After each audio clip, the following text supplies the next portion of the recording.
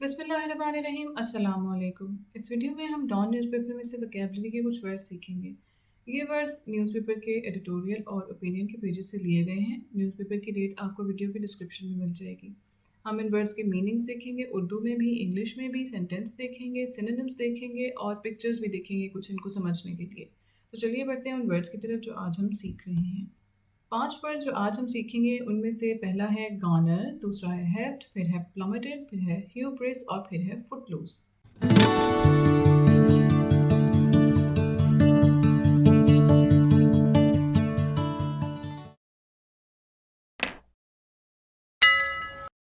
पहले वर्ड की तरफ, पहला वर्ड है गार्नर। गार्नर कहते हैं इकट्ठा करने को, ये एडजेक्टिव है।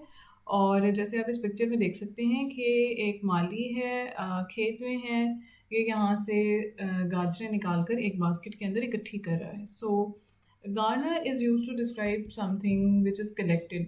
मुख्तलिफ जगहों से, मुख्तलिफ सोर्सेज से चीज़ों को इकट्ठा करके एक जगह पर जमा करना।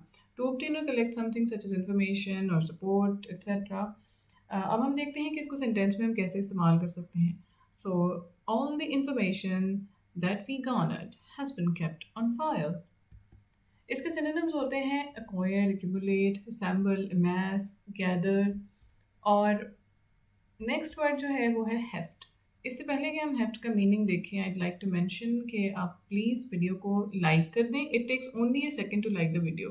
और चैनल को सब्सक्राइब कर दें। बहुत सारे लोग आप में से वीडियोस देख रहे हैं मगर वो चैनल को सब्सक्राइब नहीं कर रहे।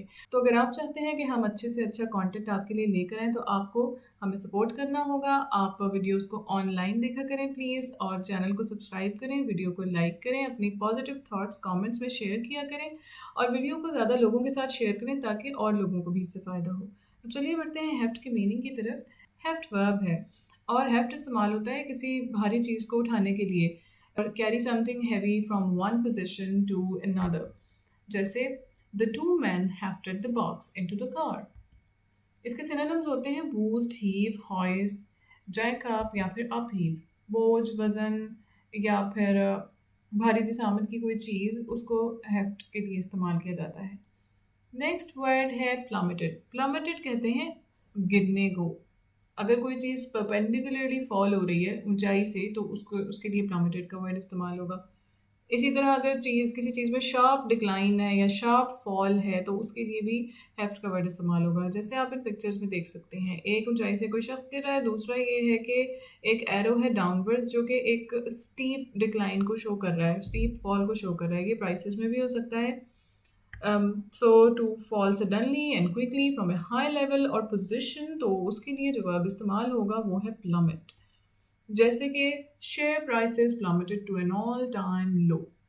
इसी तरह the jet plummeted into a row of houses. और सिनोनिम इसका होता है प्लंज और उर्दू में इसको कहते हैं तेजी से गिरना। नेक्स्ट वर्ड है ह्यूब्रिस। अगर आप चाहते हैं कि हम वोकैबुलरी की इस सीरीज़ को कंटिन्यू करें तो हमें कमेंट सेक्शन में बताइए। ह्यूब्रिस नाउन है और ह्यूब्रिस का मतलब होता है अगर कोई शख्स अपने आप को बहुत कुछ समझे। एक होता है सेल्फ कॉन्फिडेंस और एक होता है ओवर कॉन्फिडेंस। अगर कोई ओवर कॉन्फिडेंट है और अपने आप को बहुत कुछ समझता है, यानी कि फुलिश हद तक कॉन्फिडेंट होना, ऐसा कॉन्फिडेंट जिससे उस शख्स का नुकसान हो जाए, तो उसके लिए ह्यूब्रिस का नाउन इस्तेमाल होता है। While in literature, we can say it a character who ignores all warnings and laws and which usually result in its downfall or death।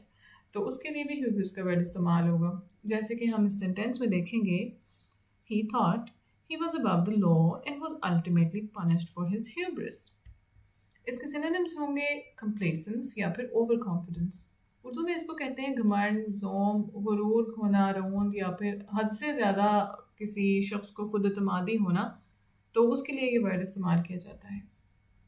Last word है footloose. Footloose adjective है और foot loose का मतलब होता है अगर कोई शख्स किसी तरह की कैद बंदिश में ना हो, यानी कि उसके ऊपर ना तो ज़्यादा जिम्मेदारियाँ हों और ना ज़्यादा बंदिशें हों, वो आज़ाद हो, फ्री हो, अपने डिसीजंस में, कहीं आने जाने में, free to go wherever he likes or do whatever he wants because he has no responsibilities। जैसे कि हम एक आम मिसाल देखते हैं कि एक शादीशुदा शख्स है और एक गैर शादीशुदा। तो जो शादीशुदा शख्स है उसके लिए कहा जाता है कि इसके ऊपर ज़्यादा ज़िम्मेदारियाँ हैं, ही इज़ बाउंड। और जबकि दूसरे शख्स के लिए कहा जाता है कि वो फ्री है उन सारी बंदिशों से।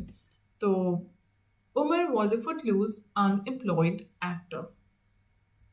सिनोनिम इसके हैं अनबाउंड, अनकन्फाइंड या फिर अनरिस्ट्रेन्ड।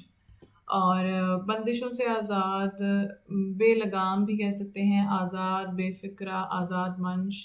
ये कुछ उर्दू में वर्ड्स हैं जो फुट लूज़ को डिस्क्राइब करते हैं। अगर आपको वीडियो अच्छी लगी है तो लाइक करें और कमेंट्स में आप इन वर्ड्स के सेंटेंसेस बनाकर लिख सकते हैं। Thank you for watching.